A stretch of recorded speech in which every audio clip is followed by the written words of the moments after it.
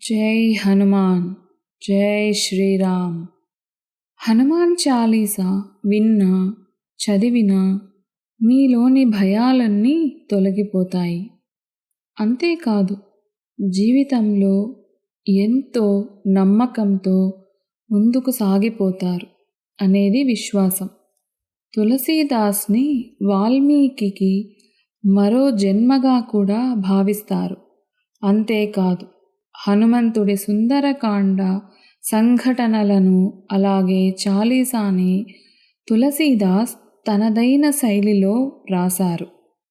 వాటిలోని ప్రతి పంక్తికి ప్రతి పదానికి ఎంతో అద్భుతమైన అర్థం ఉంటుంది.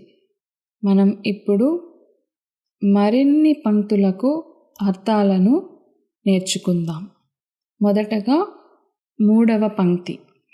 మహావీర విక్రమ బజరంగి కుమతి నివార సుమతికే సంగి అని అంటే, నీవు మహావీరుడు, పరాక్రమముతో కూడిన వజ్రము వంటి దేహము కలవాడవు. చెడుమతి గల వారిని నివారించి మంచి మతి అనగా మంచి ఆలోచన కలవారితో కలిసి ఉండువాడవు అని అర్థం. 4వ పంక్తి. కంచన వరణ విరాజ సువేష కానన కుండల కుంచిత కేశ అంటే, బంగారు రంగుగల శరీరంతో మంచి వస్త్రములు కట్టుకొని మంచి చెవిదిద్దులు పెట్టుకొని ఉంగరాల జుట్టు కలవాడవి అని దీని అర్థం. ఇక మనం 5వ పంక్తికి అర్థాన్ని నేర్చుకుందాం.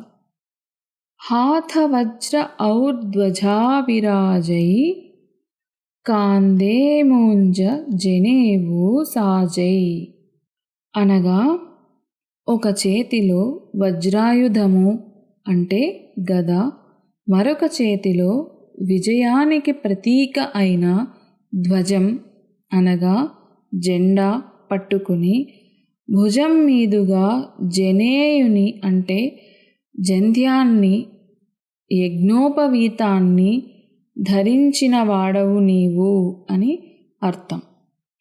ఇక్కడ మనం గమనించినట్లయితే ఈ 4 మరియు 5 పంక్తులలో ఆంజనేయుని యొక్క గొప్ప రూపాన్ని వర్ణించారు తులసీదాస్.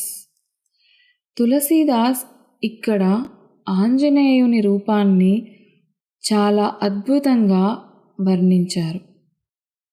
మరి ఇక 6వ పంక్తిని చూద్దాం.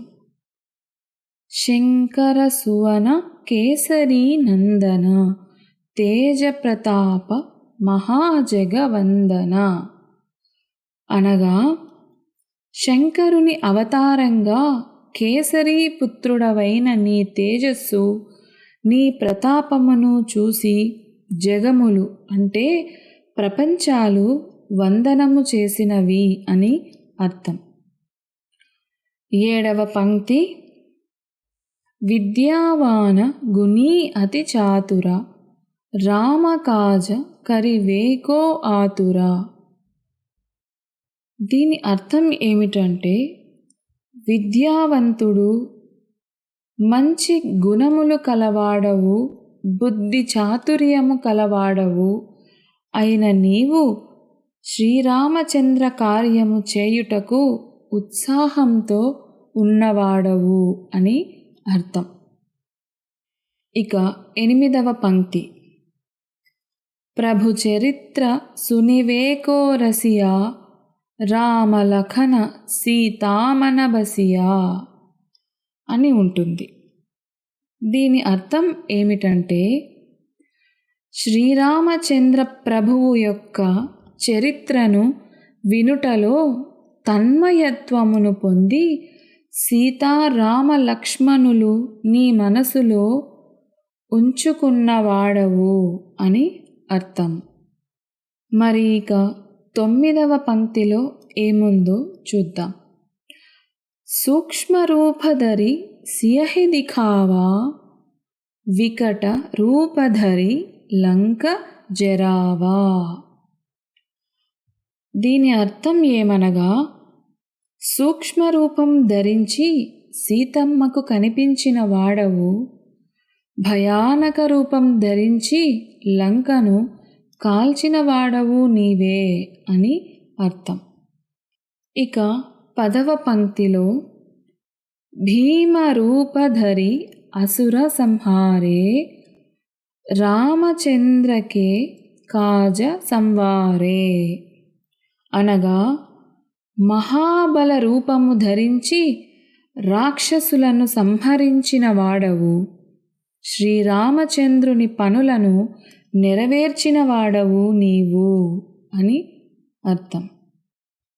ఇలా ప్రతి పాదంలోనూ హనుమంతుడి గొప్పతనాన్ని కొనియాడుతూ తులసీదాస్ తనలోని భక్తిని చూపించాడు. అంతేకాదు, కన్నుల ముందు నిలబడి ఉన్న ఆంజనేయుడి రూపాన్ని చూసిన ఆయన భక్తి ఇప్పటికీ చరిత్రలో అలా నిలిచిపోయింది.